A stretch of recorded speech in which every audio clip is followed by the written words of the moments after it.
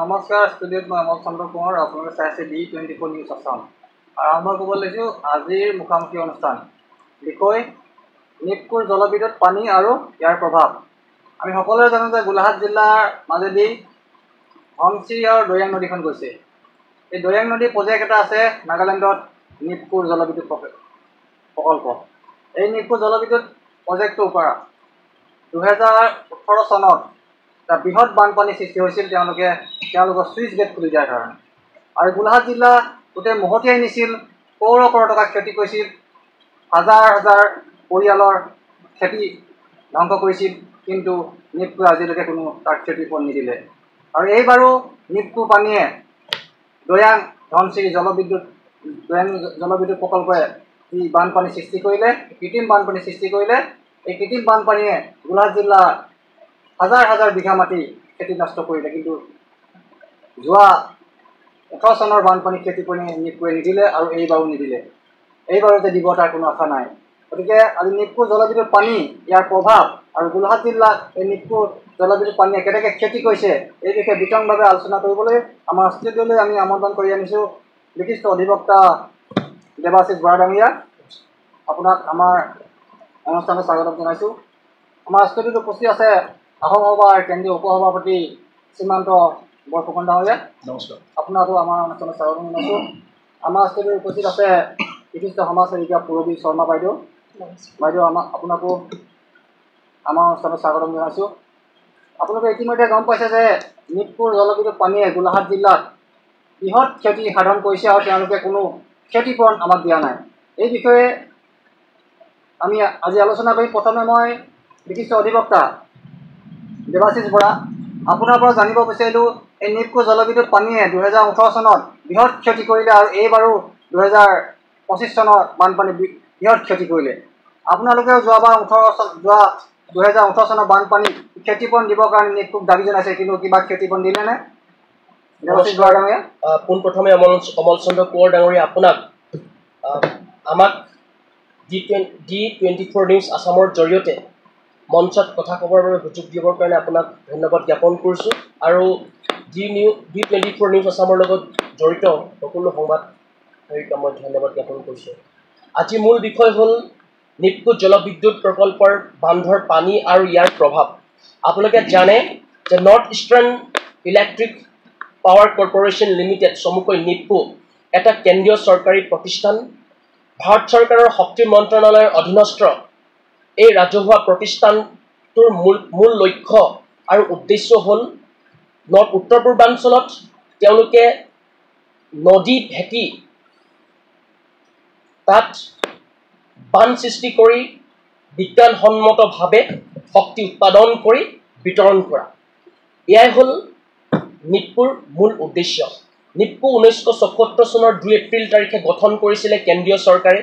কেন্দ্ৰীয় চৰকাৰে ভাৰতবৰ্ষৰ প্ৰতিখন ৰাজ্যত শক্তি বিতৰণ কৰি কেনেকৈ পোহৰেৰে জিলিকাব পাৰি তাৰ মানসিকতা লৈ ভাৰত চৰকাৰে উত্তৰ পূৰ্বাঞ্চলত সেই সময়ত নেপকু গঠন কৰিছিলে। নেপকু গঠন কৰাৰ পাছত বৰ্তমান সময়ত এনে এটা পৰ্যায় পাইছগৈ যে নেপকুৰ উদ্দেশ্য লক্ষ্য ঠিকেই আছিলে প্ৰথম পৰ্যায়ত, কিন্তু বৰ্তমান সময়ত নেপকুৰ যিটো পাৰ্শ্বক্ৰিয়া, যিটো ছাইড এফেক্ট, এই ছাইড এফেক্টটোৱে ৰাজ্যখনৰ কোটি কোটি জনসাধাৰণক, বিশেষকৈ নৰ্থ ইষ্টৰ অৰুণাচল, মিজোৰাম, মেঘালয়, অসমকে ধৰি নাগালেণ্ডত নেপকুৰ ডেমবিলাক প্ৰতিষ্ঠা কৰা হৈছে। এই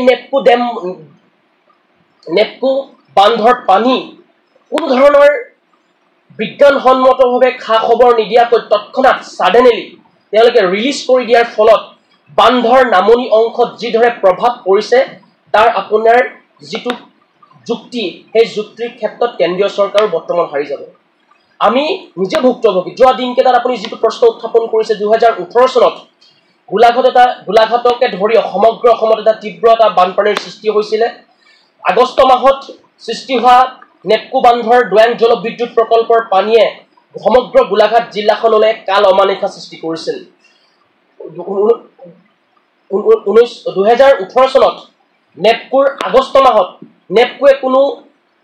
জিলা প্ৰশাসনক খা খবৰ নিদিয়াকৈ তাৎক্ষণিকভাৱে তাত ৰিজাৰ্ভ আউটডেটেড হৈছে বুলি ৰিজাৰ্ভত পানী অভাৰ হৈছে বুলি কৈ প্ৰশাসনক তেওঁলোকে জনালে নজনালে আমি এতিয়াও জ্ঞাত নহয় তাৰ পাছত নামনি অংশত লাখ লাখ মানুহ ক্ষতিগ্ৰস্ত হ'ল মই নিজে তাৰ ভুক্তভোগী কিন্তু নেপকোৱে আজি তাৰিখৰ লগত কোনো ধৰণৰ ক্ষতিপূৰণ কম্পেনচেশ্যন প্ৰদান নকৰিলে নেপকোৱে পানী এৰাৰ ফলত আমাৰ ঘৰ দুৱাৰ মাটি সম্পত্তি লগতে জীৱন ধাৰণৰ মানদণ্ড নিম্নগামী হ'ল লগতে পশুধন যথেষ্ট ক্ষতি হ'ল গতিকে নেপকোক পোনপ্ৰথমে আপুনি যি ধৰণে ইয়াত ক্ষতিগ্ৰস্ত কৰাৰ কথা কৈছে ডেফিনেটলি মই ভাবোঁ যে নেপকোৱে বহুত ক্ষতিগ্ৰস্ত কৰিছে কিন্তু টিল মাত্ৰ 5% তেওঁলোকে আমাক আজি তাৰিখলৈকে সহযোগিতা প্ৰদান কৰা নাই নেপকোৰ বছৰি ইনকমে হয় 4,223 কোটি টকা 2024 বৰ্ষত নেপকোৰ যিটো ইনকাম আছিলে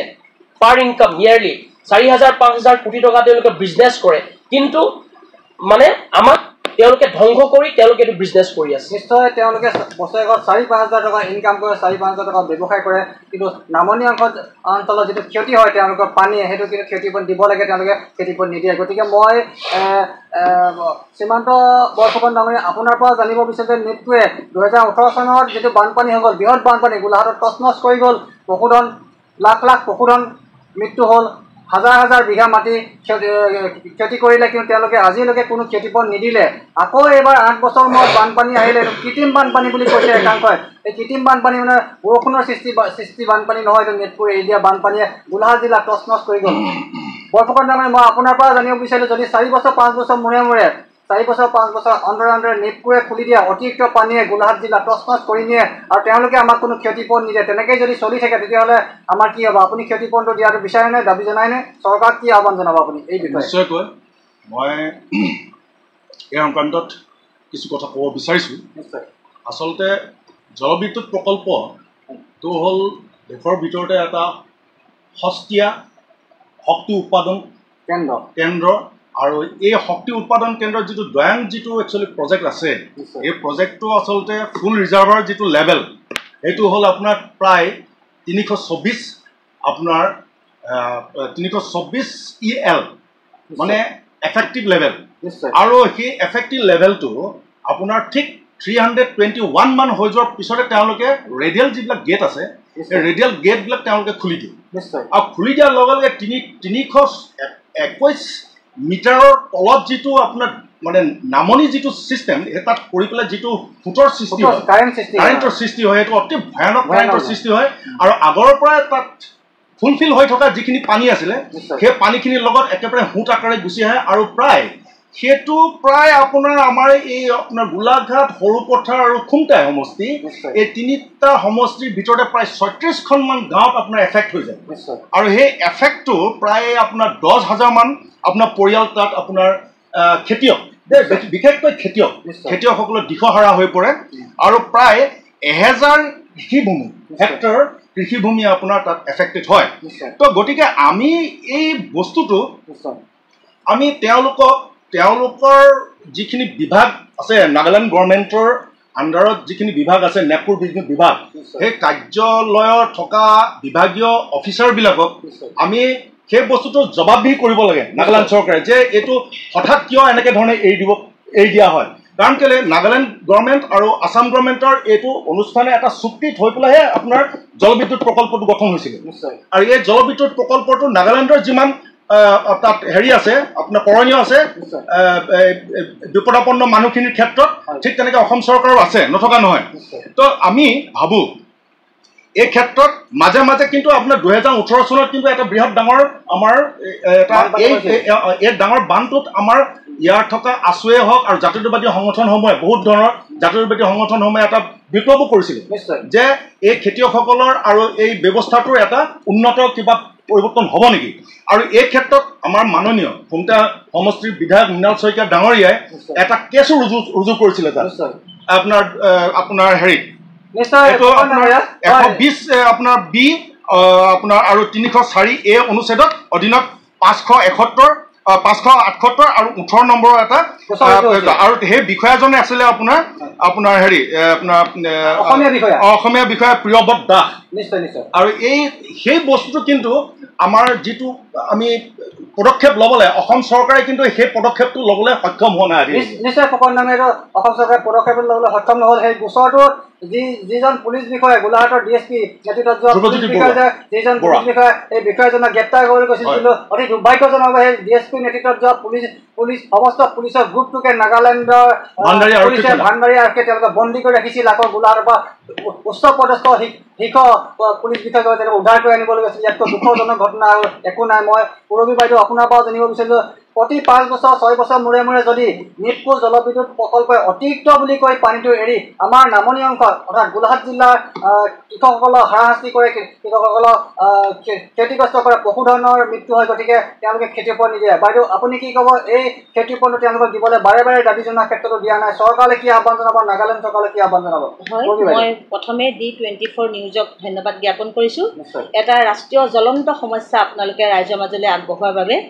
মই এটা কথাই ক'ব বিচাৰোঁ যে ক্ষতিপূৰণেই বানপানীৰ সমস্যাৰ সমাধান নহয়। কাৰণ আমাৰ বছৰি 5 বছৰৰ 3 বছৰৰ মূৰে মূৰে নিপকুৱে হওক বা আমাৰ প্ৰাকৃতিকভাৱে হওক বানপানী হৈ আছে, ক্ষতিগ্ৰস্ত পৰিয়াল হৈ আছে। তাত ক্ষতিগ্ৰস্ত ভুক্তভোগীয়েহে গম পায় যে ক্ষতিপূৰণটো দিলেই যে তেওঁলোকৰ সকলো সমস্যা সমাধান নহয়। গতিকে মই এটা কথাই মানে চৰকাৰলৈ হওক বা নিপকুলৈ হওক মই অনুৰোধ জনাওঁ যে আমাৰ ইয়াত স্থায়ী সমাধান লাগে। কাৰণ আমাক জলবিদ্যুৎ প্ৰকল্প লাগিব। এখন উন্নত ৰাষ্ট্ৰৰ কাৰণে আমাক বিদ্যুৎ লাগিব, কাৰণ বিদ্যুৎ নহ'লে আমাৰ ইয়াত ইণ্ডাষ্ট্ৰি নহ'ব।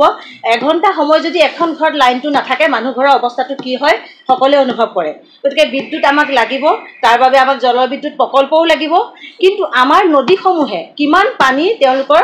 গৰ্ভত ৰাখিব পাৰে, কিমান পানী নদীসমূহত জমা কৰিব পাৰে, তাতকৈ অভাৰ পানী তেওঁলোকে এৰি দিছে নেকি, সেই কথাটো তেওঁলোকে পৰিকল্পিতভাৱে বৈজ্ঞানিক ভিত্তিভাৱে চাব লাগে। এখন নদীয়ে যদি যিমানলৈকে পানী তেওঁলোকৰ আহৰণ কৰিব পাৰে, তাতকৈ অভাৰ পানী এৰিব নালাগে। তেওঁলোকে ৰাইজৰ সমস্যাখিনিলৈ চকু ৰাখি গেটসমূহ খোলাৰ ক্ষেত্ৰত অকণমান চিন্তা কৰিব লাগে। আৰু পৰিকল্পিতভাৱে আমাৰ নদীসমূহ আছে নাই, আমাৰ নদীসমূহ বাম হৈ গৈছে নেকি, বা আমাৰ নদীসমূহৰ পৰা পানীখিনি ক'লৈ গৈছে, আমাৰ মাথাউৰিখিনি পৰিকল্পিতভাৱে হৈ আছে নাই, সেই কথাখিনি আমাৰ চকু দিব লাগে। নহ'লে এই সমস্যা কেতিয়াও সমাধান নহয়। জ্বলন্ত এটা সমস্যা। আমি 5 বছৰ 3 বছৰৰ মূৰে মূৰে খুব এটা উৎসৱমুখৰ পৰিৱেশো কিছুমানৰ কাৰণে হোৱা মই দেখিছোঁ। কিন্তু আমি সেই ভুক্তভোগী জেগালৈ যদি আমি যাওঁ, তেতিয়া গম পাওঁ যে একাঠু যেতিয়া বোকা ভিতৰখনত হয়, যদিও পানী শুকায়, তাত চাউল কোনোবাই ভাত বা কোনোবাই বিভিন্ন এটা মানৱতাৰ দৃষ্টিৰে সকলোৱে দিছে। সেইখিনি মই সকলো দল সংগঠন প্ৰতিনিধি সকলোকে মই ধন্যবাদ জ্ঞাপন কৰিছোঁ। বিপদত মানে মানুহে যে সহায় কৰে তাৰ উদাহৰণ আমি বানপানীত পাইছোঁ। কিন্তু সেইখিনি আমাৰ যথেষ্ট নহয়। যেতিয়া পাণগিজোপা বাৰীৰ মৰি যাব, যেতিয়া গাখীৰ খুৱাই থকা গৰুজনী মৰি যাব, যেতিয়া আমাৰ বাৰীৰ বিভিন্ন ফল মূলৰ গছখিনি মৰি যাব, তেতিয়া কিন্তু সেই বিষাদটো মাত্ৰ ভুক্তভোগীজনেহে অনুভৱ কৰে। গতিকে ক্ষতিপূৰণ আমাক লাগিব। সেইটো এটা আমাৰ মানে পাবলগীয়া আমাৰ এটা অধিকাৰ। কিন্তু ক্ষতিপূৰণটোৱে মেইন নহয়, আমাক তাৰ এটা পাৰ্মানেণ্ট সলিউশ্যন লাগে। ক্ষতিপূৰণে এটা সমস্যা সমাধান নহয়, বানপানী স্থায়ী সমস্যা লাগিব। চৰকাৰ সদিচ্ছা লাগিব বানপানী সমস্যা সমাধান কৰিবৰ কাৰণে। অতি দুৰ্ভাগ্যজনক ঘটনা যে য'ত নদী বান্ধ থাকে, জলবিদ্যুৎ প্ৰকল্প থাকে, সেই নদীখন যিকেইখন জিলাৰ মাজেদি যায়, সেইখন জিলাক ৰাতিপুৱা আৰু সন্ধ্যা সময়ত হয়তো নিপকুৱে জলবিদ্যুৎ প্ৰকল্পৰ পৰা এটা ষ্টেটাছ দিব লাগে, আজি পানী কিমান পৰিমাণৰ আছে, ৰাতিপুৱা এটা ষ্টেটাছ দিব লাগে আৰু সন্ধ্যা এটা ষ্টেটাছ দিব লাগে। কিন্তু সেইটো কিমান দিছে কিমান নিদিছে সেইটো হয়তো সময়ে ক'ব, তেওঁলোকে জানিব, হয়তো ৰাজহুৱা কৰা নাই। আৰু বানপানী হোৱাৰ আগতে যদি তেওঁলোকে অতিৰিক্ত বানপানী চুইচ গেট খুলি এৰি দিয়ে, তেতিয়া হয়তো জিলা উপায়ুক্ত, সংশ্লিষ্ট জিলাখনৰ জিলা উপায়ুক্ত তেওঁলোকে জনাব লাগে। যদিও জনাব লাগে 24 ঘণ্টা 48 ঘণ্টাৰ ভিতৰত তেওঁলোকে হয়তো আঁতৰি যাব নোৱাৰিব সেই বানপানী অঞ্চল হোৱা এৰিয়া ৰাইজসকল। গতিকে মই অধিবক্তা দেৱাশিষ বৰাডাঙৰীয়া আপোনাৰ পৰা জানিব বিচাৰোঁ যে যোৱা 2018 চনত যিটো বৃহৎ বানপানী হৈছিল, সেই বানপানীটোত শাসকীয় দলৰ এজন বিধায়কে যে গোচৰ দিছিল, সেই গোচৰটোত অভিযুক্তজনক, যিজনক অভিযুক্ত বুলি কোৱা হৈছিল, এই তাৰ ডাইৰেক্টৰজনক, কিবা দাস উপাধিৰ ডাইৰেক্টৰজনক সোধপোছৰ কাৰণে আটক কৰিবলৈ যোৱা পুলিচৰ দলটোকো নাগালেণ্ড পুলিচে আটক কৰি ৰাখিলে আৰু উচ্চপদস্থ পুলিচ বিষয়া গৈ পেলাই তেওঁলোকক উদ্ধাৰ কৰি আনিবলগীয়া হ'ল। কিন্তু দুৰ্ভাগ্যজনক ঘটনা হয়নে নহয় দেৱাশিষ বৰাডাঙৰীয়া? নিশ্চিতভাৱে আপুনি যিটো কথা কৈছে ডেফিনেটলি এইটো সমন্বয়তাৰ হীনতাৰ কাৰণে হৈছে আছে কোনো কৰ্পোৰেচন নাই কৰ্পোৰেচন নাই আৰু এইটো হ'ল চেন্ট্ৰেল গভৰ্ণমেণ্টৰ এটা ৰাজহুৱা প্ৰতিষ্ঠান আপোনালোকে জানে যে যেনেকৈ আপুনি NRL বা BCTPL ৰাজহুৱা প্ৰতিষ্ঠান ঠিক তেনেকৈ আজি শক্তি মন্ত্ৰালয়ৰ অধীনস্থ NEEPCO north eastern electric power corporation limited নামৰ যিটো প্ৰতিষ্ঠান সেই প্ৰতিষ্ঠান হ'ল কেন্দ্ৰীয় ৰাজহুৱা প্ৰতিষ্ঠান আৰু আপুনি যিটো কথা কৈছে যে কিয় গ্ৰেপ্তাৰ কৰিবলগীয়া হ'ল ডেফিনেটলি মই ভাবোঁ কৰ্পোৰেচনৰ অভাৱ কোনো ধৰণৰ লেক অফ তেওঁলোকৰ যিটো কৰ্পোৰেচন তেওঁলোকৰ কোনো ধৰণৰ কথা বতৰা সহযোগিতা নাই তেওঁলোকৰ কোনো বুজা পৰা নাই পাৰস্পৰিক বুজা পৰা নাই এখন জিলাৰ ভাণ্ডাৰী প্ৰশাসনৰ লগত গোলাঘাট জিলা প্ৰশাসনৰ কোনো হেৰি নাই আৰু নেপকো যোগাযোগ নাই নেপকোৱে বানপানীত পানী এৰিলে মানে গোলাঘাট জিলা প্ৰশাসনক নজনায় গোলাঘাট প্ৰশাসনক জনালেও গোলাঘাট প্ৰশাসনে কয় পানী এৰি দিয়াৰ কথা জনোৱা নাই এনেকৈ আজি 1976 নেপকো ষ্টাব্লিছ হৈছিলে তেতিয়াৰ পৰাই এইটো হৈ আছে তেতিয়াৰ পৰাই টক শ্ব' হৈ আছে তেতিয়াৰ পৰাই আলোচনা হৈ আছে তেতিয়াৰ পৰাই প্ৰতিবাদ হৈ আছে এতিয়াৰ পৰাই ক্ৰিটিচিজম হৈ আছে তেতিয়াৰ পৰাই বিভিন্ন ধৰণৰ স্তৰত আলোচনা চলিছে কিন্তু সমস্যাটোৰ সমাধান নাই আপুনি চিন্তা কৰক 76ৰ পৰা আজি তাৰিখলৈকে 50 ইয়াৰ্ছ হৈ গ'ল 50টা বছৰ আমি কথা পাতিলোঁ 50টা বছৰ আমি প্ৰতিবাদ কৰিলোঁ 50টা বছৰ আমি বিভিন্ন ধৰণৰ আমি কাৰোবাক সমালোচনা কৰিলোঁ তেনেকৈ গুচি গ'ল কিন্তু আগন্তুক সময়ত কি হ'ব ডেফিনেটলি মই ভাবোঁ যে চেন্ট্ৰেল গভৰ্ণমেণ্টেও এটা ষ্টেপ ল'ব লাগিছিলে কাৰণ চেন্ট্ৰেল গভৰ্ণমেণ্টৰ যিহেতু ৰাজহুৱা প্ৰতিষ্ঠান আৰু কেন্দ্ৰীয় অসম চৰকাৰৰ ষ্টেপ ল'ব লাগে নাগালেণ্ডৰ লগত কথা পাতিব লাগে অসমৰ পৰা যোৱা পুলিচক যদি ইণ্ডিয়ান পেনেল কোডৰ অধীনত যদি ভাৰতৰ সংবিধানৰ অধীনত যদি এনেকুৱাকে যদি আপোনালোকে তাত যদি গ্ৰেপ্তাৰ কৰি থৈ দিয়ে ইয়াতকৈ লজ্জাজনক বিষয় একো হ'ব নোৱাৰে একেখন আইন একেখন দেশ আৰু তাতে গৈ পিনি সহযোগিতা নেপালে এতিয়া আমি কি কৰিম আমি খুব প্ৰতিবাদ কৰিলে কাৰ এগেইনষ্টত কৰিম নেপকোৰ এগেইনষ্টত কৰিম কাইলৈ আপুনি পুলিচ যাব তালৈ নোৱাৰে গতিকে ডেফিনেটলি মই ভাবোঁ যে চিফ মিনিষ্টাৰ পৰ্যায়ত হ'ব লাগিব ইয়াৰ মধ্যস্থতা কেন্দ্ৰীয় চৰকাৰৰ শক্তি মন্ত্ৰালয় বা প্ৰাইম মিনিষ্টাৰ উচ্চ পদস্থ বিভাগীয় কৰ্তৃপক্ষ মন্ত্ৰীৰ উপস্থিতিত আলোচনা হ'ব লাগিব তেনেকৈ আচলতে কিবা এটা কৰিব পৰা যাব কামেং জলবিদ্যুৎ প্ৰকল্প আপুনি চাওক ৰঙা নদী যিটো বিদ্যুৎ প্ৰকল্প চাওক কপিলী জলবিদ্যুৎ যিটো প্ৰকল্প নেপকোৰ বান আপোনালোকে গয়াং জলবিদ্যুৎ প্ৰকল্প কৰিয়ে আছে আজি কিমান কোটি টকা 5,000 কোটি টকা তেওঁলোকে বিজনেছ কৰে মই কৈছোঁ যে সেইটো নেপকোটো এটা বিজনেছ প্ৰতিষ্ঠান হয় ইয়াত কোনো ধৰণৰ এক নাই নেপকোৱে আমাক যিমান তেওঁলোকৰ দায়ে ইয়াত একোৱে নাই তেওঁলোকৰ আমি নিজে ভুক্তভোগী হয় গৰু ছাগলী হাঁহ কুকুৰা উটুৱাই গোটেইখন ধ্বংস কৰিলে কিন্তু 1 টকা এটা পইচা আজি নিদিয়ে মই কৈছোঁ 5,000 কোটি টকালৈকে বিজনেছ কৰে তেওঁলোকে 5,000 কোটি টকা লৈ যায় আপুনি চাওক আপোনাক যদি কওঁ আপোনাৰ ঘৰত যদি দুজন ককাই ভাই আপোনাক যদি আগফালে যদি আপোনাৰ গৰুজনী আগফালে দিয়ে সৰু আপোনাৰ ভাইটিটোক যদি পাছফালটো দিয়ে কি হ'ব কওক কি কেনেকৈ হৈ আছে এতিয়া নেপকোটো আছে তাত আমাক এতিয়া আগফালে আমি ঘাঁহ খুৱাই আছো পাছফালে গাখীৰ লৈ গৈ আছে খীৰাই পিনি কথা তেনেকুৱাই হৈছে গতিকে সেইকাৰণে কৈছোঁ নেপকোক আমি ধিক্কাৰ প্ৰতিবাদ কৰি একো লাভ নাই সমগ্ৰ গোটেই পৰ্যায়টো চেন্ট্ৰেল গভৰ্ণমেণ্টৰ মধ্যস্থতাত প্ৰধানমন্ত্ৰীৰ উপস্থিতিত শক্তি মন্ত্ৰালয়ৰ উপস্থিতিত দুইখন ৰাজ্যৰ মুখ্যমন্ত্ৰীৰ উপস্থিতিত কিবা এটা সমস্যা ইয়াতে কোনো ধৰণৰ প্ৰতিবাদ কৰি কিবা কৰি ইয়াৰ একো লাভেই নাই ফলপ্ৰসূ নাই ইয়াতে কাইলৈ যদি কেছ এটা দিয়ে কাইলৈ SPDCকে ধৰি পিনি তাত সোমোৱাই থৈ দিব তেতিয়া কি কৰিব আপুনি কৰিব নোৱাৰে আপুনি জানে নাগালেণ্ড গভৰ্ণমেণ্টখন কেনেকুৱা তেওঁলোকে 1986 এই নেপকোৱে জলবিদ্যুৎ অতিৰিক্ত পানী খুলি দিয়াৰ কাৰণে 1986 1986 চনত এটা বৃহৎ বানপানী হৈছিল যিটো বানপানীত মানে গোলাঘাট ধুই নিছিল টচ নচ কৰি নিছিল গতিকে সেই বানপানীটো কোনো ক্ষতি কৰিব নাপালে তাৰপিছত 1986 পৰা পৰ্যায়ক্ৰমে 5 বছৰ 6 বছৰ মতে এটা বৃহৎ বানপানী গোলাঘাটত সৃষ্টি হৈছে 2018 চনৰ পৰা আজি দেখিলোঁ যে হিচাপ কৰি চাওঁ 8 বছৰ হৈছে এই 7-8টা বছৰ মূৰত আকৌ এটা বৃহৎ বানপানী হ'ল এতিয়া আমি ক্ষতি কৰিব নাপালোঁ আকৌ হয়তো 7-8 বছৰ পিছত বা 6 বছৰ পিছত বৃহৎ বানপানী সৃষ্টি হ'ব এই বানপানীটো কৃত্ৰিম বানপানী বুলি একাংশই ক'ব বিচাৰে নেপকোৱে এৰি দিয়া অতিৰিক্ত পানীৰ ফলত গোলাঘাট তছনছ কৰি নিছে গোলাঘাট ধুই নিছে কিন্তু নেপকোৱে আজিলৈ কোনো ক্ষতি কৰি দিয়া নাই মই শ্ৰীমন্ত বৰফুকন ডাঙৰীয়া আপোনাৰ পৰা জানিব বিচাৰিলোঁ যে নেপকোৱে জলবিদ্যুৎ প্ৰকল্প স্থাপন কৰাৰ পৰা আমি 86 পৰা যদি ধৰোঁ এতিয়া বহুতকেইটা বানপানী গোলাঘাট সমস্ত গোলাঘাট ধুই নিয়ে 4-5 বছৰ মূৰে 6 বছৰ মূৰে 7 বছৰ মূৰে তেওঁলোকে কিন্তু আমাক কোনো ক্ষতি কৰি নিদিয়ে এনেদৰে আমি তেওঁলোকৰ এই ধ্বংসকাৰী কাৰ্যক সমৰ্থন জনাই থাকিব লাগিব নেপকোৱে যি ধ্বংস কৰিছে গোলাঘাট জিলা এই ধ্বংসকাৰী কাৰ্যক আমি নীৰৱে সমৰ্থন কৰি যাব লাগিব নে প্ৰতিবাদ কৰিব লাগিব নে ইয়াত অসম চৰকাৰ কোনো কৰণীয় নাই নি কেন্দ্ৰীয় চৰকাৰ কোনো কৰণীয় নাই নি নাগালেণ্ড চৰকাৰ কোনো কৰণীয় নাই নি এই সস্তীয়া বিদ্যুৎ শক্তিটো উৎপাদনৰ কাৰণে যিটো লোভ নিশ্চয় এই লোভটো যিটো ৰাষ্ট্ৰীয় আপোনাৰ বিদ্যুৎ উৎপাদন যিটো নিগম আছে ৰাষ্ট্ৰীয় বিদ্যুৎ উৎপাদন নিগমে আচলতে এইটো আমাক সকলো জনসাধাৰণে শোষণ কৰিছে সঁচা কথা ক'বলৈ গ'লে সঁচা অৰ্থত কাৰণ তেওঁলোকৰ কোনো একাউণ্টেবিলিটি আজিলৈকে কোনে জবাব দিয়ে এতিয়া আমাৰ মানুহক চক আপুনি সৰুৱে হওক ডাঙৰে হওক জলবিদ্যুৎ প্ৰকল্পসমূহে অলপ হ'লেও ক্ষতি কৰিবই ক্ষতি কৰাৰ সেই একাউণ্টেবিলিটি ফিক্স কিয় কৰা নাই তেওঁলোকক যিখন চৰকাৰ ৰাজ্য চৰকাৰৰ আণ্ডাৰতে এইবিলাক সৰু সৰু বা ডাঙৰ জলবিদ্যুৎ প্ৰকল্পসমূহ হৈছে সেই চৰকাৰৰ লগত আৰু এই কোম্পানীৰ লগত মাজত থাকি পেলাই সেই একাউণ্টেবিলিটি ফিক্স কৰিব লাগে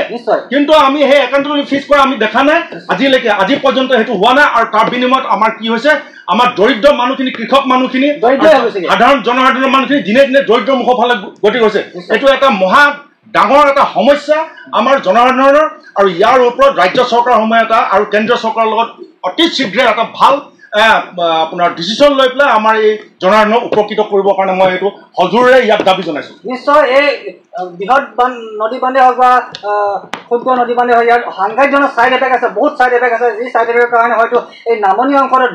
ধুই নিবগৈ এই অতিৰিক্ত পানী এৰি দিয়া ফলস্বৰূপে এতিয়া সেইটোকে হৈছে জলবিদ্যুৎ প্ৰকল্প নিৰ্মাণ কৰিছে আমাৰ জলবিদ্যুৎ লাগিবই এই নিপকো জলবিদ্যুৎ প্ৰকল্পে গোলাঘাট জিলা ধুই নিয়ে 4-5 বছৰ মূৰে মূৰে তেওঁলোকে কিন্তু CSR অৰ্থাৎ ছ'চিয়েল ৰেছপনচিবিলিটি তেওঁলোকে মুঠে অলপো আমি দেখা পোৱা নাই নিপকো জলবিদ্যুৎ প্ৰকল্পে গোলাঘাট সমষ্টি খুমটাই সমষ্টি সৰুপথা সমষ্টি কোনো এটা উন্নয়নমূলক কাম কৰা আমাৰ চকুত এতিয়ালৈকে পৰা নাই তেওঁলোকে কাম কৰা পৰিলক্ষিত হোৱা নাই তেওঁলোকে কিন্তু CSR টকা আহি আছে CSR টকা তেওঁলোকে ক'ত খৰচ কৰে কি কৰে নাজানো আপুনি ফুকন ডাঙৰে বৰফুকন ডাঙৰে কোৱাৰ গৈ তেওঁলোকে এটা ফিক্স ডিপজিট থাকিব লাগে যে নামনি অংশ যদি তেওঁলোকে এৰি দিয়া অতিৰিক্ত পানী কিবা তেওঁলোকৰ একাউণ্টেবিলিটি ফিক্স কৰিব লাগে নিশ্চয় তেওঁলোকে নামনি অতিৰিক্ত পানী এৰি দিয়াৰ লগে লগে নামনি অংশৰ যিটো ক্ষয় হ'ব ক্ষয়ক্ষতি তেওঁলোকে দিবৰ কাৰণে এটা ফিক্স তেওঁলোকৰ থাকিব লাগে সেইটো যদিও আছে নাজানো নাই যদিও নাজানো কিন্তু তেওঁলোকৰ CSR ধনটো আজিলৈকে আমি ক'তো খৰচ কৰা দেখা নাই মই পূৰবী শৰ্মা বাইদেউ আপোনাৰ পৰা জানিব বিচাৰোঁ যে এই আমাৰ কাষতে নুমলীগড় ৰিফাইনেৰী আছে তেওঁলোকে কিন্তু CSR অৰ্থাৎ ছ'চিয়েল ৰেছপনচিবল ফাণ্ডৰ এটা টকা থাকে বিভিন্ন ধৰণৰ উন্নয়নমূলক ৰাস্তাই হওক বা বিদ্যালয় গৃহ হওক বা খোৱা পানী হওক এইবিলাক তেওঁলোকে কৰি থকা আমি দেখিছোঁ কিন্তু নেটকোৱে আজিলৈকে গোলাঘাটত আপুনি ক'ৰবাত ছ'চিয়েল ৰেছপনচিবল ফাণ্ডত কিবা এটা উন্নয়নমূলক কাম কৰা দেখিছেনে হয় আমি বানপানীৰ সমস্যাটো সকলোৱে প্ৰত্যেক বছৰে নিপকো যেতিয়াৰ পৰা আৰম্ভ হৈছে তেতিয়াৰ পৰা আমাৰ অসমত সঘনাই হৈছে কিন্তু আমি সেই বানপানীৰ সমস্যাটো পুনৰ আমি বানপানী হ'লে আলোচনা কৰোঁ সেইটো কিন্তু এটা ডাঙৰ কথা আমি বানপানী যেতিয়া সামৰিব আমিও সামৰিম বানপানী যেতিয়া হ'ব আমিও আকৌ সেই কথাখিনি আলোচনা কৰোঁ প্ৰতিটো চেনেলতে হওক বা আমাৰ মন্ত্ৰী MLA হওক সকলোখিনিয়ে আমি আকৌ পাহৰণি গৰ্ভত সেই বিষয়টো গুচি যায় গতিকে মই এটা কথাই কওঁ নিপকোৱেতো ইয়াত কোনো কাম কৰা নাই ছ'চিয়েল ৰেছপনচিবিলিটি সিহঁতৰ একেবাৰে নাই তেওঁলোকে মাত্ৰ মানুহক বিপদলৈ ঠেলা মাৰি দিবৰ কাৰণে তেওঁলোকে ৰেডি হৈ থাকে আৰু পানী খুলি দিয়াৰ ঠিক এঘণ্টাৰ আগত জাননী দিয়ে গতিকে কোনো মানুহে একো তাত সামৰিবলৈ সুবিধা নাপায় গতিকে আমাৰ চৰকাৰক মই অনুৰোধ জনাইছোঁ যিহেতু আমাৰ বৰ্তমান চৰকাৰখনে যথেষ্ট ভাল কাম কৰিছে বানপানীৰ ক্ষেত্ৰতো বিভিন্ন পদক্ষেপ লৈছে বানপানী ক্ষতিগ্ৰস্ত লোকৰ মাজত মুখ্যমন্ত্ৰী মহোদয়ে সঘনাই আহি সকলোৱে সমস্যাৰ বুজ লৈছে মই ভাবোঁ অনাগত দিনত আমাৰ কেন্দ্ৰীয় চৰকাৰ ৰাজ্য চৰকাৰ সকলোৱে মিলি এটা সুস্থিৰ সিদ্ধান্ত ল'ব যাতে আমাৰ পৰিকল্পিতভাৱে বানপানীৰ সমস্যাটো সমাধান হয় জলবিদ্যুৎ প্ৰকল্প মই একেবাৰে নুই কৰিব নোৱাৰোঁ কাৰণ আমাৰ ৰাজ্যখনত যিমানখিনি ইণ্ডাষ্ট্ৰিয়েল ইম্প্ৰুভ হৈছে তাত আমাৰ বিদ্যুৎ লাগিব সৰু সৰু আমি জলবিদ্যুৎ প্ৰকল্পই আমাৰ সেইখিনি বিদ্যুৎ জোৰা মাৰিব নোৱাৰে কিন্তু সেইদে বুলি আমাৰ মানুহক বিপদৰ মুখলৈ ঠেলা মাৰি আমি উন্নতি এখন ৰাষ্ট্ৰত থাকিবলৈ নিবিচাৰোঁ গতিকে আমি সেই সকলোখিনি সমস্যা সমাধান হৈ বানপানী আমাৰ নদীৰ কাষে কাষে এটা বনাঞ্চলৰ সৃষ্টি কৰক যাতে গৰাখহনীয়া কমি যাওক আৰু নদী কাণৰ মানুহখিনিক আমাৰ এটা ভাল স্থায়ী মানে বাসস্থানৰ ব্যৱস্থা কৰক আৰু আমাৰ যি হাইলেণ্ডৰ ব্যৱস্থা কৰক মই দেখোঁ যে জীৱ জন্তুবিলাক পশুকুল আমাৰ পানীত উটি গৈ থাকে সেই গৰু ছাগলী ধৰিবলৈ গৈ মানুহ প্ৰাণহানি হোৱা আমি দেখিবলৈ পাওঁ আমাৰ যি MG এনৰেগাৰ পুঁজি পঞ্চায়তত মই যিহেতু যোৱাবাৰ জিলা পৰিষদৰ মানে প্ৰতিনিধি আছিলোঁ তাত অকণমান মোৰ নিজৰ অভিজ্ঞতাৰ ফালৰ পৰা কৈছোঁ MG এনৰেগাৰ পুঁজিৰে আমি য'ত বানপানী হোৱাৰ এলেকাবিলাকত আমি হাইলেণ্ডৰ ব্যৱস্থা কৰোঁ তাত আমাৰ পশুধনখিনি ৰাখিব পাৰিব লগত এজন ব্যক্তি তাৰ লগত থাকিব পাৰিব সেই হাইলেণ্ডৰ ব্যৱস্থা কৰক আৰু বাকী নদীৰ কাষে কাষে বনাঞ্চলৰ ব্যৱস্থা কৰক আৰু আমাৰ ক্ষতিপূৰণ দিয়াৰ নিপকোক বাধ্য কৰাওক আৰু লগতে আমি পৰিকল্পিতভাৱে বানপানীৰ সমস্যাটো সমাধান কৰাৰ ক্ষেত্ৰত অসম চৰকাৰ আৰু মই ৰাজ্য চৰকাৰক অনুৰোধ জনাইছোঁ যাতে নাগালেণ্ডৰ লগত আলোচনা কৰি আমাৰ নৰ্থ ইষ্টৰ 7খন ৰাজ্যতে যিহেতু নিপপুৰ অৱস্থিতি আছে আমি মেঘালয়ত বৰষুণ দিলেও আমাৰ ইয়াত বানপানী হয় কেতিয়াবা আমাৰ অৰুণাচলত বৰষুণ দিলেও ইয়াত বানপানী হয় গতিকে আমি গমেই নাপাওঁ ক'ত বৰষুণ দিছে ক'ত বানপানী হৈছে মাত্ৰ আমাৰ ধাননি পথাৰ গৰু ছাগলী উটি গ'লেহে গম পাওঁ যে নিপপুৰে পানী খুলিলে বাইদেউ আপুনি এটা অতি সুন্দৰ কথা কৈছে ক'ত বৰষুণ দিছে আমি গম নাপাওঁ যেতিয়া আমাৰ গৰু ছাগলী উটি লৈ যায় উটি গুচি যায় বা খেতিপথাৰত পানী সোমায় তেতিয়া আমি গম পাওঁ আপুনি এটা অতি সুন্দৰ কথা কৈছে যে হাইলেণ্ড সৃষ্টি কৰিবলৈ আমি নাগালেণ্ড চৰকাৰ অসম চৰকাৰ কেন্দ্ৰীয় চৰকাৰ বাধ্য কৰাব লাগিব অসমৰ প্ৰতিটো জাতীয় দল সংগঠন বা প্ৰতিটো ৰাজনৈতিক দলে দাবী জনাব লাগিব যে তেওঁলোকে CSR অধীনত বানপানী হোৱা এলেকাত হাইলেণ্ড সৃষ্টি কৰিব লাগিব যি হাইলেণ্ডৰ হয়তো পশুধন থাকিব মানুহ থাকিব মই দেৱাশিষ বৰা আপোনাৰ পৰা জানিব বিচাৰিলোঁ এই নিপপুৰ ছ'চিয়েল ৰেছপনচিবল অলপো আমি দেখা নাই গোলাঘাট জিলা যিহেতু দৈয়াং নদীখন ধনচিত পৰিছে ধনচিত নদী বা গোলাঘাট জিলাৰ সমগ্ৰ অঞ্চল গোলাঘাট জিলা টচ কৰি নিয়ে বানপানীয়ে ধুই নিয়ে কিন্তু তেওঁলোকে আজিলৈকে ছ'চিয়েল ৰেছপনচিবল ফাণ্ডত গোলাঘাটত ক'ৰবাত কিবা এটা উন্নয়নমূলক কাম কৰাটো আপুনি দেখিছেনে নাই চাওক একোৱে দেখা নাই অকল গোলাঘাট বুলিয়ে নহয় সমগ্ৰ অসম ৰাজ্যখনৰ প্ৰতিখন আপুনি চাওক মেক্সিমাম 50% আজি অসমৰ 20খনৰ পৰা 15খন জেগাত আজি নেপপুৰ হেৰি আছে প্ৰকল্প আছে কামেঙৰ পৰা আৰম্ভ কৰি ৰঙা নদী জলবিদ্যুৎ প্ৰকল্প কি অৱস্থাৰ সৃষ্টি কৰিলে যোৱা দিনকেইটাত কপিলী নদীখনেতো আপোনাৰ বৰিগাঁও নগাঁৱতো হেৰি কৰি থৈছে গতিকে আপোনাক কৈছে 50টা বছৰ তেওঁলোকে কোনো ক্ষতিপূৰণ নিদিলে যদি তেওঁলোকৰ দায়বদ্ধতা থাকিলেহেঁতেন তেওঁলোকৰ সঁচাকৈ আন্তৰিকতাৰ হাৰ্টলি যদি তেওঁলোকে টাচ কৰিলেহেঁতেন গোটেই চেঞ্চিটিভ মেটাৰটো তেওঁলোকে ডেফিনেটলি এটা কিবা নহয় কিবা কৰিলেহেঁতেন তেওঁলোকে এটাও নকৰিলে আৰু মই আচৰিত পাইছোঁ 50টা বছৰতো বহুত চৰকাৰ আহি গ'ল কংগ্ৰেছৰ আহি গ'ল বিজেপিৰ আহি গ'ল অসম গণ পৰিষদ দলৰ চৰকাৰ আহিলে কোনো এখন চৰকাৰে আজি তাৰিখলৈকে ষ্টেপ নল'লে সেই সময়ত ৰিঅ' ডাঙৰীয়াৰ লগত হিমন্ত বিশ্ব শৰ্মা ডাঙৰীয়া এটা সময়তো তৰুণ গগৈ ডাঙৰীয়াৰ চৰকাৰ আছিল তেওঁলোকো কোনো ষ্টেপ নল'লে প্ৰফুল্ল মহন্তৰ গভৰ্ণমেণ্ট আছিলে কোনো ষ্টেপ নল'লে দল সংগঠনৰতো ডেফিনেটলি বহুত প্ৰতিবাদ হৈ থাকি একো ষ্টেপ নল'লে এতিয়া এটাই আছে উচ্চতম ন্যায়ালয়লৈকে যাব লাগিব সুপ্ৰিম কোৰ্টত সৰ্বোচ্চ ন্যায়ালয়লৈকে যাব লাগিব গৈ পিনি পাব্লিক ইণ্টাৰেষ্ট এখন লিটিগেশ্যন ৰাজহুৱাৰ স্বাৰ্থত শুনানি আমি দিব লাগিব তাত গৈ পিনি আমি ডেফিনেটলি কিবা এটা ফল আশা কৰিব পাৰোঁ কিন্তু আপুনি কেতিয়াও আৰু প্ৰধানমন্ত্ৰীৰ পৰ্যায়ত যদি এখন হাই ভল্টেজ বৈঠক হয় মোদী ডাঙৰীয়াৰ উপস্থিতিত যদি কেন্দ্ৰীয় গৃহমন্ত্ৰীৰ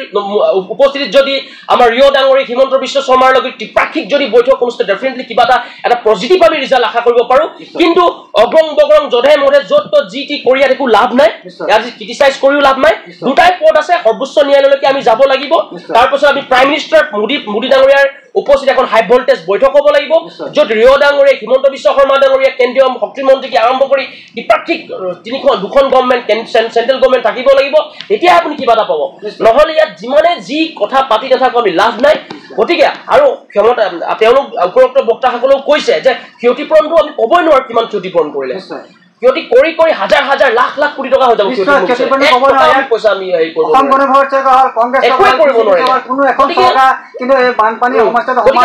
কৈছোঁ কাইলৈ SPDC যদি যায় SPDCও কাইলৈ এৰেষ্ট কৰি থৈ দিব নিশ্চয় নিশ্চয় কোনো এখন চৰকাৰ AGP হওক কংগ্ৰেছে হওক একো নাই বিজেপি হওক এই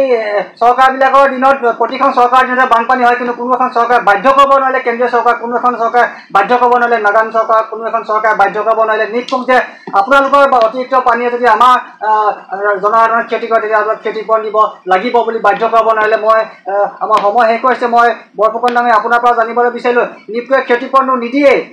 তেওঁলোকে CSR অধীনত উন্নয়নমূলক কামো নকৰে গতিকে 5 বছৰ 6 বছৰ মূৰে বানপানী আহিব এইবাৰ আহিলে আমি আৰু 5 বছৰ পিছলৈ আমি পাহৰি যাম নিপকুৱে কিমান হাজাৰ কোটি টকা অসমত ক্ষতি কৰিলে যোৱা 18 চনত কিমান হাজাৰ কোটি টকা ক্ষতি কৰিলে আমাৰ জনসাধাৰণে পাহৰি গ'ল এইবাৰ পাহৰি যাব আৰু 5 বছৰ পিছত নিপকুৱে অতিৰিক্ত পানী এৰি দিব কিন্তু মই আগতেই কৈছোঁ যে নিপকুৱে ৰাতিপুৱা এবাৰ ষ্টেটাছ জনাব লাগে প্ৰতিখন জিলাৰ উপায়ুক্তৰ যে তেওঁলোকৰ পানী কি পৰ্যায়ত আছে সন্ধ্যা সময়ত এটা ষ্টেটাছ জনাব লাগে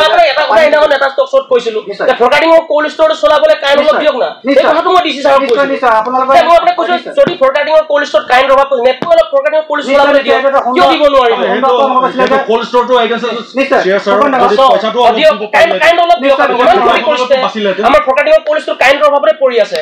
কাইণ্ড চলে তেওঁলোকে যদি CSR নীতি যদি কাইণ্ডটোকে দিয়ে আমাৰ লাখ লাখ গোলাঘাটৰ জিলাৰ ডেফিনেটলি আমি সেইটোৱে বিচাৰোঁ ৰাইজৰটো ডিমাণ্ড পাব্লিক ডিমাণ্ড নিশ্চয় বৰডাঙৰীয়া নিশ্চয় নিপকুৱে যদি জলবিদ্যুৎ উৎপাদন কৰিছে তাৰ পৰা যদি ফৰকাৰ্ডিঙৰ কোল্ড ষ্ট'ৰৰ আজি 20 লাখ টকা লাইটৰ বিল 26 লাখ টকা লাইটৰ বিল দিব থকা কাৰণে এই কোল্ড ষ্ট'ৰটো বন্ধ হৈছে যাৰ কাৰণে আজি কোল্ড ষ্ট'ৰৰ আমি কৃষকসকলে তেওঁলোকে তেওঁলোকে উৎপাদিত কৃষি সামগ্ৰীবোৰ থ'ব পৰা নাই। নিপকোৱে যদি ক্ষতিপূৰণ নিদি যদি থকা দিনত থকা কষ্টটো চলাবৰ কাৰণে যদি বিনামূলীয়াকৈ লাইটৰ যোগান দি থয় তেতিয়া হয়তো তেতিয়া গোলাঘাট জিলাৰ ৰাইজে যথেষ্ট সকাহ পাব। মই সময় শেষ হৈছে মই সীমান্ত বৰাদমে এই যে শেহতীয়াকৈ উত্থাপন হ'ল নিপকোৱে জলবিদ্যুৎ প্ৰকল্পই ক্ষতিপূৰণ নিদিলে তেওঁলোকে কাৰেণ্টটো যদি আমাৰ কষ্টটো চলাবলৈ দিয়ে তাৰ কাৰণে আপুনি কি? প্ৰথম কথা হ'ল কি আপাৰ ষ্টেমত আপোনাৰ গোটেই কিখিনি আপোনাৰ হিলছ ষ্টেট কিখনে আছে উত্তৰ পূৰ্বাঞ্চলত আৰু তাতে আপোনাৰ কি হৈছে হাইড্ৰেল প্ৰজেক্টবিলাক গঠন হৈ আছে আৰু আমাৰ হ'ল একেবাৰে লোৱাৰ ষ্টেমত থকা আমাৰ অসমখন। তো গতিকে আমি এফেক্টেড হ'মেই যেনেকৈ যেনেকৈ নহওক লাগিলে আমি হ'মেই। কিন্তু সুলভ মূল্যৰ মানে বিদ্যুৎ উৎপাদনৰ নামত আমি আটাইতকৈ চবতকৈ ভুক্তভোগী আমাৰ অসমৰ ৰাজ্যখনৰ জনসাধাৰণ। তো গতিকে আমি অসমৰ জনসাধাৰণেই এইটো সবলভাৱে প্ৰতিবাদ কৰিব লাগিব আৰু সবলভাৱে প্ৰতিবাদ কৰি পেলাই দৰকাৰ পৰিলে প্ৰয়োজন সাপেক্ষে বৰা ডাঙৰীয়াক উল্লেখ কৰাৰ আগতে আমি PIL দিব লাগিব দৰকাৰ পৰিলে 100% আমি সুপ্ৰিম কোৰ্টত দিব লাগিব। দি পেলাই আমাৰ ন্যায্য দাবী আৰু ন্যায্য অধিকাৰ আমি আদায় কৰিবলৈ চেষ্টা কৰিব লাগিব। আৰু এইটো কিন্তু ধৰি থকা বিষয় এৰি দিয়া বিষয় নহয়, এইটো আমি ধৰি থাকিব লাগিব। তেতিয়াহে যদি আপোনাৰ চাওক আপুনি স্বাধীনতাৰ দিনৰ পিছৰ পৰাই যিমানখিনি উদ্যোগীকৰণৰ নামত যিমানখিনি হৈছে সেইটো আমি ভাল পাইছোঁ, বেয়া পোৱা নাই। কিন্তু আমাৰ ৰাজ্য চৰকাৰখনে যিটো ভূমিকা ল'ব লাগিছিলে সেই ভূমিকা পৰিলক্ষিত হোৱা নাই। আমি অতি চৰম লজ্জাবোধ কৰিছোঁ। আজি লজ্জাবোধ কৰিছোঁ। ফুকন ডাঙৰ ধন্যবাদ থাকিলে আপোনালৈ। আমাৰ সময় শেষ হৈছে। মই পূৰবী শৰ্মা বাইদেউ আপোনাৰ পৰা শেষতীয়াকৈ আপুনি কি মন্তব্য আগবঢ়াব যে তেওঁলোকে আমাক ক্ষতিপূৰণ নিদিলে? আমি অনুৰোধ কৰিছোঁ, তেওঁলোকে আহ্বান জনাইছোঁ যে অসম চৰকাৰ, নাগালেণ্ড চৰকাৰ, কেন্দ্ৰীয় চৰকাৰ ত্ৰিপাক্ষিক বৈঠক অনুষ্ঠিত কৰি থকা দিনত থকা কষ্টটো যদি বিনামূলীয়াকৈ বিজুলী যোগান দিব পাৰে তেতিয়া আমাৰ খেতিয়কৰ কিছু সকাহ পাব। হয়, আমাৰ গোলাঘাট জিলাখন হৈছে একদম কৃষি প্ৰধান জিলা। ইয়াত বহুত কৃষক আছে যিখিনি গাৰ ঘাম মাটিত পেলাই খেতি কৰি কেতিয়াবা ৰঙালাও বিকিবলৈ মাৰ্কেট নোপোৱা জহত গেলা ৰঙালাও তাৰকে পেলাই দিয়া উদাহৰণ আমাৰ গোলাঘাট জিলাত আছে। গতিকে আমাৰ গোলাঘাট জিলাত অকল ফৰকাটিংটোৱে নহয়, আমাৰ বোকাখাটত বা মৰঙীত সকলোতে এটা কোল্ড ষ্ট'ৰৰ প্ৰয়োজন আছিলে। আমি যথেষ্ট কোল্ড ষ্ট'ৰৰ কাৰণে নিবেদনৰ আগত কৰাও হৈছিলে কিন্তু পোৱা নাই। কিন্তু জিলাখনত যিটো আমাৰ কোল্ড ষ্ট'ৰ আছে সেইটো লাইটৰ অভাৱত পৰি আছে। গতিকে কৃষি মন্ত্ৰী আমাৰ গোলাঘাট জিলাৰে। গতিকে সেইটো এটা আমাৰ কিমান লজ্জাজনক কথা হৈছে সেইখিনি আমাৰ গোলাঘাট জিলাৰ বাসিন্দা হিচাপে গোলাঘাট জিলাৰ বাসিন্দা হিচাপে আমি লজ্জাবোধ কৰিছোঁ। কিন্তু আমি যিহেতু নিপকোৰ দ্বাৰাহে আমাৰ খেতিয়কসকল বিশেষকৈ বেছি মানে দুৰ্দশাত পৰিছে। গতিকে তেখেতসকলৰ নিপকোৰ দ্বাৰা যদি CSR ফাণ্ডৰ পৰা যদি আমাৰ এই কোল্ড ষ্ট'ৰসমূহ পৰিচালনা হয় বা কোল্ড ষ্ট'ৰ পৰিচালনা কৰিবলৈ টকাই হওক বিনামূলীয়া বিদ্যুতেই হওক তেওঁলোকে যেনেধৰণে সহায় আগবঢ়াব পাৰে যদি তেওঁলোকৰ প্ৰচেছত সহায়খিনি আগবঢ়ায় গোলাঘাট জিলা বা আমাৰ কৃষকসকল বিশেষকৈ আমাৰ যথেষ্ট উপকৃত হ'ব। মই সেইখিনি আহ্বান জনাইছোঁ। এই ক্ষেত্ৰত যাতে মুখ্যমন্ত্ৰী মহোদয়ে অকণমান তেওঁলোকক মানে কথাখিনিৰ ওপৰত গুৰুত্ব দি নিপকোৰ লগত আলোচনা কৰে বা আমাৰ গোলাঘাট জিলাৰ আমাৰ 5টা সমষ্টিতে আমাৰ বিধায়ক আছে, বিধায়কসকলেও যাতে এই ক্ষেত্ৰত গুৰুত্ব প্ৰদান কৰে। যিহেতু আমাৰ যেতিয়ালৈকে আমাৰ কৃষক উন্নত নহয়, কৃষকৰ অৰ্থনীতি উন্নত নহয় তেতিয়ালৈকে এখন ৰাষ্ট্ৰ কেতিয়াও উন্নয়নশীল ৰাষ্ট্ৰ হিচাপে আমি স্বীকৃতি দিব নোৱাৰোঁ। গতিকে এনেদৰে আমাৰ ট্ৰাকে খেতি ৰঙালাও নষ্ট হৈছে, কঠীয়া নষ্ট হৈছে, ধান নষ্ট হৈছে। গতিকে এইটো এনেকৈ গৈ থাকিলে আমাৰ কৃষকসকলৰ পানীত হাঁহ নচৰা এটা অৱস্থা হ'ব। গতিকে মই গোলাঘাট জিলাৰ এগৰাকী মহিলা হিচাপে সচেতন নাগৰিক হিচাপে মই এইখিনি আমাৰ চৰকাৰলৈ অনুৰোধ জনাইছোঁ। লগতে নিপকোকো আমাৰ এই ক্ষেত্ৰত বাধ্য কৰাবৰ বাবে মই আমাৰ মুখ্যমন্ত্ৰী মহোদয়ক অনুৰোধ জনাইছোঁ। মুখ্যমন্ত্ৰীয়ে উদ্যোগ ল'ব লাগিব। দুইখন ৰাজ্যৰ মুখ্যমন্ত্ৰী উদ্যোগ লৈ সেইটো সমস্যা সমাধান কৰিব পাৰিব। মই 1 মিনিটৰ ভিতৰত দেৱাশিষ বৰা আপুনি কি আহ্বান জনাব? 1 মিনিট সময় শেষ হৈ আহিছে। মই সেইটোৱে কৈছোঁ যে ডেফিনেটলি দুটা উপায় আছে। এখন পাব্লিক ইণ্টাৰেষ্ট লিটিগেশ্যন ৰাজহুৱা স্বাৰ্থৰ জড়িত শুনানি আৰু প্ৰধানমন্ত্ৰী ডাঙৰীয়াৰ উপস্থিতিত ৰিঅ' ডাঙৰীয়াৰ হিমন্ত বিশ্ব শৰ্মা ডাঙৰীয়াৰ ত্ৰিপাক্ষিক মিটিং হ'ব লাগিব। ত্ৰিপাক্ষিক হাই ভল্টেজ হ'ব লাগিব আৰু সেই বৈঠকখন সন্মানজনক হ'ব লাগিব, ডিগনিফাইড ৰেচপেক্টফুল হ'ব লাগিব আৰু সেই বৈঠকখন অতি ইম্পৰ্টেঞ্চ হ'ব লাগিব। আৰু সেই দুটা চিষ্টেমত যদি যাওঁ ডেফিনেটলি হ'ম, নহ'লে কিন্তু ইয়াৰ উপায় নাই। কথাটো সিমানে। গতিকে ডেফিনেটলি প্ৰাইম মিনিষ্টাৰ গৰাকীয়ে উদ্যোগ লওক আৰু পাব্লিক ইণ্টাৰেষ্ট লিটিগেশ্যন মাৰিলে নেপকোৰলৈ নটিচ যাব, তাৰপিছত তেওঁলোকে ক্ষতিপূৰণ দিবলৈ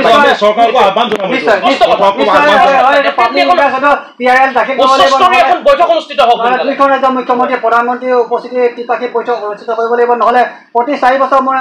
প্ৰতি 5 বছৰ নিপকো হয়তো অভাৰফ্ল' তেওঁলোকৰ পানী অভাৰফ্ল' হৈছে বুলি এৰি দি পেলাই গোলাঘাট জিলা পশুধন হত্যা কৰিব, মানুহ হত্যা কৰিব, খেতি বাৰী নষ্ট কৰিব,